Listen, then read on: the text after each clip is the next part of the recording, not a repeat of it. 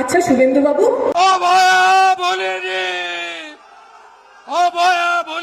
মানুষ চন্দ্রনাথ রথ যে আপনার আত্মসহায়ক ছিল, তাকে কোন শুক্রবারে খুন করলো? তাকে এখনো ধরতে পারছেন না কেন? চন্দ্রনাথ রথের যারা খুনি, যে দুজনের নাম এসেছে, দুজনেই বিজেপির কর্মী, দুজনেই বিজেপির নেতা। তাহলে শুভেন্দু অধিকারীর আত্মসহায়ক যেখানে খুন হয়, সেখানে উনি শুক্রবারই খুঁজে পান না। সেখানে ধর্ম দেখে, সেখানে জাত দেখে উনি খুনি খুঁজে পান না। কিন্তু সমস্ত জায়গায় যেখানে গরিব সংখ্যালঘু মানুষের বাস, সেখানে উনি হিন্দু মুসলমান করতে আসেন। আমরা বলছি লাল ঝান্ডার লোকজন, লাহে আলীকে আপনারা জেলের মধ্যে পুড়েছে। যে লাহে কালীর ভিডিও দেখেছি আমরা, পুলিশকে পাশে দাঁড় করিয়ে লাহে কালী সবাইকে বলছে আপনারা শান্ত থাকুন, আপনারা গন্ডগোল করবেন না।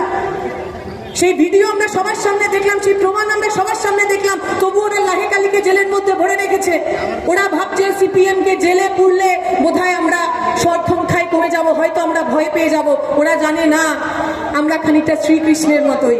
শ্রীকৃষ্ণের জন্ম যেমন জেলের মধ্যে হয়েছিল, কমিউনিস্ট পার্টির নেতাদেরও জন্ম জেলের মধ্যে হয়। ওরা যত আমাদের জেলের মধ্যে ভরবে, তত বেশি পাড়ায় পাড়ায়, গ্রামে গ্রামে হাজার হাজার মানুষ রাস্তায় নামবে। লাহে কালীর মুক্তি হবে, কেউ আটকাতে পারবে না। পশ্চিমবঙ্গের বুকে ধর্ম নিয়ে, জাত নিয়ে, রাজনীতির বিরুদ্ধে মানুষ কথা বলবেই, কেউ আটকাতে পারবে না। আমাকে আপনাকে পক্ষ নিতে হবে। বিজেপির বিরুদ্ধেই লড়াইয়ে, বিজেপির বিরুদ্ধেই আন্দোলনে আমরা লাল ঝান্ডার সঙ্গে থাকবো না। যে বিজেপি নির্বাচনের আগে প্রতিদিন দেশপ্রেমের সার্টিফিকেট দিত, বলতো না এ দেশদ্রোহী, এ জেহাদি, এ অ্যান্টি ন্যাশনাল, এ দেশকে ভালোবাসে না, ও দেশকে ভালোবাসে না। নির্বাচনের আগে নেতাজিকে নিয়ে বড় বড় কথা বলতো, আর নির্বাচনে জিতে যাওয়ার পর কি বলছে? নেতাজি হলো গুন্ডা, ফরওয়ার্ড ব্লক হলো গুন্ডা, নেতাজি নাকি দেশকে স্বাধীন করেনি। আরে কোন নেতাজি সম্পর্কে তোরা কথা বলছিস? যে নেতাজি ন্যাশনাল আজাদ ফৌজ, সেই আজাদ হিন্দ ফৌজ নিয়ে যে নেতাজি এই দেশকে স্বাধীন করার জন্য উত্তর পূর্ব ভারত পর্যন্ত চলে এলো, তাদের বিষয়ে কথা বলছে সাবরকরের দালাল্লা, যাদের কাজ খালি মুচলেখা দেওয়া, যাদের কাজ খালি ক্ষমা প্রার্থনা করা। কোন নেতাজির কথা আমরা বলছি? যে আইএনএর স্লোগান ছিল ইত্তেফাক, ইতমাদ আর কুরবানি। ইত্তেফাক মানে একতা, সারা ভারতবাসীর জাত ধর্ম নির্বিশেষে একসাথে থাকার ক্ষমতা। ইত্তেফাক, ইতমাদ মানে বিশ্বাস, একে অপরের প্রতি বিশ্বাস, দেশকে স্বাধীন করার প্রতি বিশ্বাস। আর কুরবানি মানে আত্মত্যাগ, এই দেশকে স্বাধীন করার জন্য নিজেকে কুরবান করে দেওয়া। ইত্তেফাক, ইতমাদ, কুরবানির কথা বলে গেছেন নেতাজি সুভাষচন্দ্র বসু। নেতাজি সুভাষচন্দ্র বসু যখন সিঙ্গাপুরে গেছেন, বিভিন্ন মানুষের কাছে অর্থ সাহায্য চাইছেন যে আমরা নতুন করে ঢেলে আমাদের যে সেনাবাহিনীটাকে সাজাবো। চেট্টিয়ার মন্দির, তামিল ব্রাহ্মণদের একটা মন্দির, সেই মন্দিরের লোকজন বলেছে ওনাকে টাকা দেবে। নেতাজি টাকা নিতে গেছেন, তার সঙ্গে তার কমান্ডাররা রয়েছেন, তার সঙ্গে তার সঙ্গপাঙ্গরা রয়েছেন, যাতে মুসলমান আছে, যাতে শিখ আছে। মন্দিরের পুরোহিত বলেছে যে মন্দিরের মধ্যে অন্য ধর্মের কাউকে আমি ঢুকতে দেব না। নেতাজি ওই গেট থেকে চলে এসেছিলেন, বলেছিলেন অমন টাকার আমার দরকার নেই, আমি যে ভারতবর্ষ তৈরি করতে চাই তাতে হিন্দু মুসলমান সবাই একসাথে থাকবে। বাধ্য হয়ে সেই পুরোহিত মশাই সেই মন্দির আবার ডেকে পাঠিয়েছিলেন নেতাজিকে এবং অনুরোধ করেছিলেন আপনি সবাইকে নিয়ে সঙ্গে আসবেন, হিন্দু মুসলমান বৌদ্ধ খ্রিস্টান আমরা কাউকে আটকাবো না।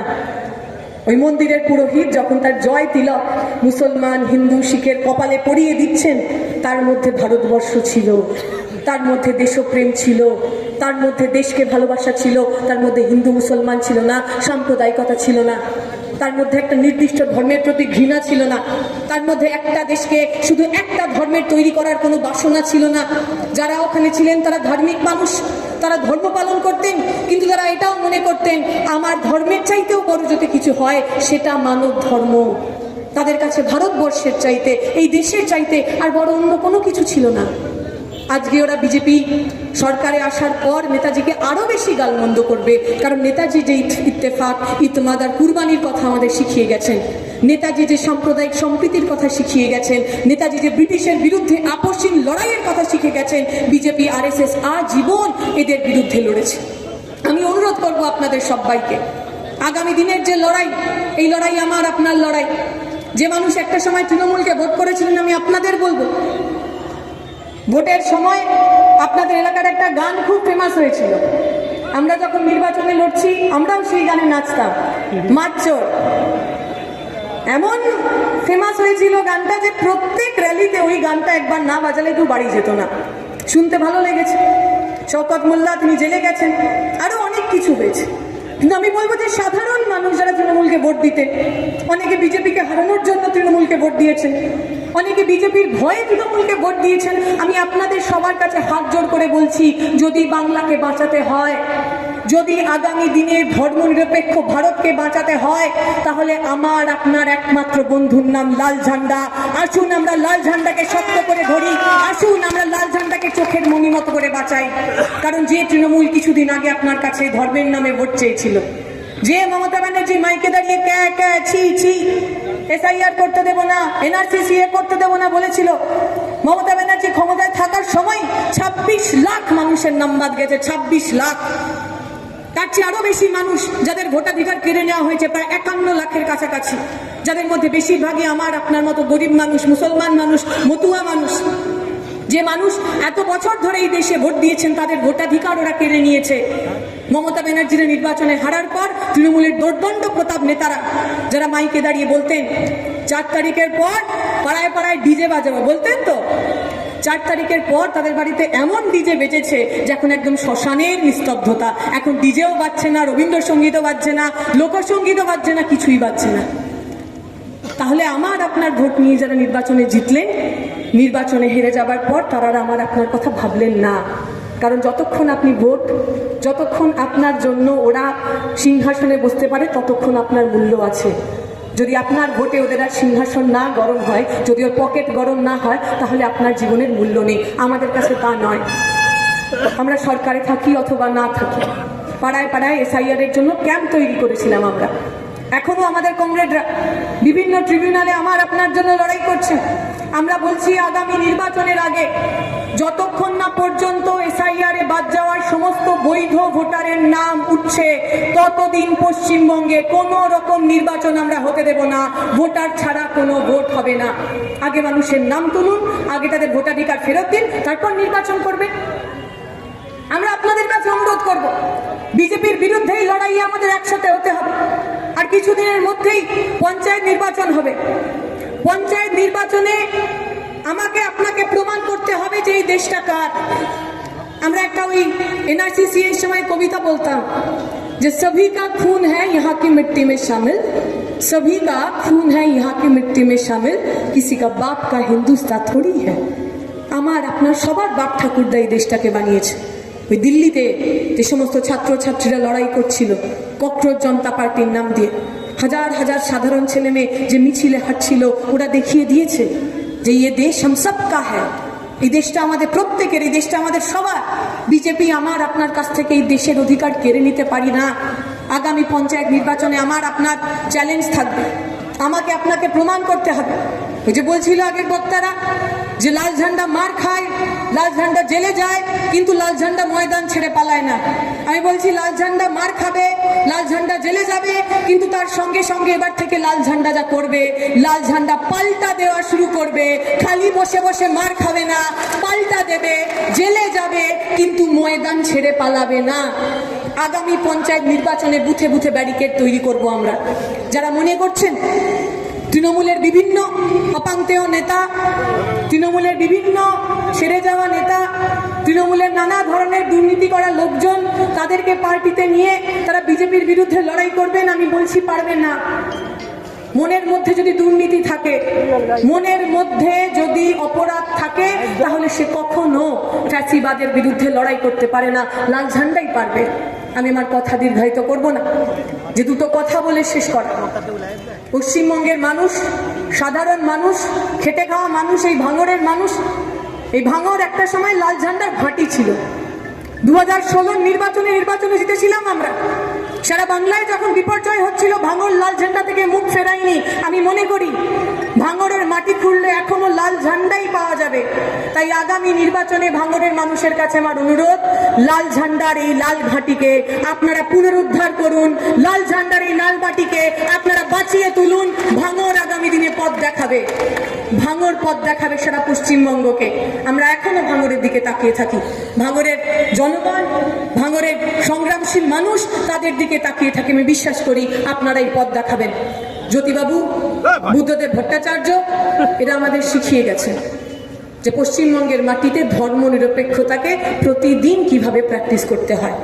যারা আজকে হিন্দু মুসলমানের নামে রাজনীতি করতে চাইছেন, বিজেপির সরকার ক্ষমতায় আসার পর সাধারণ গরিব হিন্দু মানুষ বুকে হাত দিয়ে বলুন তিনি ভালো আছেন, বড় লোকরা ভালো আছেন, আদানি আম্বানি তারা ভালো আছে। কিন্তু স্টেশনের ওপরে ছোট ছোট গুমটি ছিল যে হকারদের, যে হিন্দু ভাইটা ঘুগনি বিক্রি করতো ওই স্টেশনের ওপর, বুলডোজার দিয়ে যখন তার ঘরটা ভেঙে দিল তখন বিজেপির তো মনে হয়নি হিন্দু খাতরে মে হ্যাঁ। খবরে দেখেছি আমরা এক ভদ্রলোক বলছে বিজেপি জেতার পর জয় শ্রীরাম বলে বাড়িতে গেলাম, বাড়িতে যাওয়ার পর দেখলাম নোটিশ চলে এসছে আমার এই বুলডোজার দিয়ে ঘরটা ভেঙে দেওয়া হবে, তখন মনে হয়নি হিন্দু খাতরে মে হ্যাঁ। হাজার হাজার মানুষ বস্তিবাসী যারা রেল লাইনের পাশে থাকেন, হিন্দু গরিব মানুষ, একদিনে তাদের বাড়িগুলো ভেঙে গুড়িয়ে দেওয়া হলো, তখন মনে হয়নি হিন্দু খাতরে মে হ্যাঁ।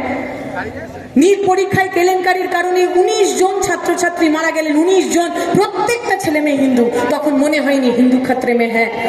আসলে বিজেপির কাছে হিন্দু, আপনি যদি গরিব হিন্দু হন আপনার কোনো মূল্য নেই, আপনি যদি দলিত হিন্দু হন আপনার কোনো মূল্য নেই, আপনি যদি আদিবাসী হন আপনার কোনো মূল্য নেই, মহিলা যদি হন মূল্য নেই। ভোটের সময় ওরা আমার আপনার নামে ভোট চাইবে, ভোটের সময় ওরা ধর্মের নামে ভোট চাইবে, কিন্তু ভোটে জেতার পর আমার আপনার রুটি রুজি নিয়ে তারা আর কথা বলবে না। আমি হিন্দু মুসলমান নির্বিশেষে প্রত্যেক মানুষকে বলবো, এই বাংলাকে আগামী দিনে যদি বাঁচাতে হয় লাল ঝান্ডার সঙ্গে আসুন। বুদ্ধদেব ভট্টাচার্য একটা গল্প বলতেন, সীতারাম ইয়েচুরি তখন আমাদের ছাত্রের নেতা ছিলেন, দিল্লিতে দাঙ্গা হয়েছে, মুজাফফরনগরে দাঙ্গা হয়েছে, সীতারাম ইয়েচুরি গেছেন, সেখানে এক ভদ্রলোক বসে আছেন, তার বাড়ি ঘর চলে গেছে, বয়স্ক মানুষ। সীতারাম ইয়েচুরি তাকে গিয়ে বলেছেন যে চাচা আপনি আমার সঙ্গে চলুন, আপনার তো ঘর পুড়ে গেছে, ছেলে মেয়ে কোথায় গেছে আমরা কেউ জানি না, এখানে আপনি ঠিক ইতমিনানসে থাকতে পারবেন না, স্থায়ীভাবে থাকতে পারবেন না, শান্তিতে থাকতে পারবেন না, আমার সঙ্গে চলুন। ওই চাচা উত্তর দিয়েছে, দেখো বাবু আমার তো জন্ম হয়েছে এখানেই, আমার দাদা পরদাদা সবাই এখানে দফন হয়েছে, আমি বাড়ি ছেড়ে কোথাও যাব না, তবে বাবা তুমি যদি আমাকে নিয়ে যেতে পারো তাহলে আমাকে জ্যোতিবাবুর বাংলায় নিয়ে যেও, কারণ জ্যোতিবাবুর বাংলায় দাঙ্গা হয় না, জ্যোতিবাবুর বাংলায় হিন্দু মুসলমান একে অপরের রক্তে হোলি খেলে না। এই ছিল পশ্চিমবঙ্গ, এই ছিল জ্যোতিবাবুর বাংলা, এই ছিল বুদ্ধ ভট্টাচার্যের বাংলা, যারা মাইকে দাঁড়িয়ে বলতে পারতেন এখানে যদি কেউ দাঙ্গা করতে আসে তার মাথা ভেঙে গুড়িয়ে দাও। জ্যোতিবাবু মুখ্যমন্ত্রী হিসেবে হুটখোলা গাড়িতে পৌঁছালে গেছিলেন তিলানি পাড়াতে, বলেছিলেন শুট অ্যাট সাইডের অর্ডার দিচ্ছি, কেউ যদি বাইরে আসে, কেউ যদি দাঙ্গা করতে আসে মাথায় গুলি মারবে। পশ্চিমবঙ্গ এমন একটা রাজ্য ছিল যেখানে নারী পুরুষ ধর্ম জাত নির্বিশেষে সবাই সুখে শান্তিতে থাকতো। আমাদের দায়িত্ব আগামী দিনে সেই জ্যোতিবাবু বুদ্ধ ভট্টাচার্যের বাংলাকে ফিরিয়ে আনা। ভাঙড়ের কমরেডদের প্রতি আমার বিশ্বাস আছে, আপনাদের লড়াইয়ের প্রতি আমার বিশ্বাস আছে। আমি আশা করব আগামী পঞ্চায়েত নির্বাচনের প্রস্তুতি আমরা এখন থেকে শুরু করব, পাড়ায় পাড়ায় যাব, মানুষের কাছে যাব, তাদের দুঃখ দুর্দশা যন্ত্রণার কথা শুনবো এবং যেখানে যেভাবে সম্ভব তাদের সাহায্য করব। আরো বেশি মানুষ যারা এই মুহূর্তে আমাদের কাছে নেই তাদেরকে নিয়ে আসবো। পলাশদা বলার সময় বলেছেন যে আজকে এখানে 3000 মানুষ আছে, এরপরের বার যে মিটিং হবে তাদের 10,000 মানুষের জমায়েত করব আমরা, আজ থেকেই সেই কাজ শুরু হবে। আগামী পঞ্চায়েত নির্বাচনে এই সমস্ত মানুষকে একসাথে নিয়ে আমরা যখন লড়াই করব তখন জিতব। আমি আপনাদের কাছে কথা দিয়ে গেলাম, আপনাদের বিজয় মিছিলে লাল আবির মাখার জন্য আমরা সবাই আপনাদের সঙ্গে হাঁটবো। ভাঙড়ের এই দায়িত্ব, ভাঙড়ের প্রতি এই বিশ্বাস, আগামী দিনে আপনাদের লড়াইয়ে আন্দোলনে আবার দেখা হবে, এই আশা ভরসা রেখে আমার কথা শেষ করছি। সবাইকে অনেক অনেক ধন্যবাদ।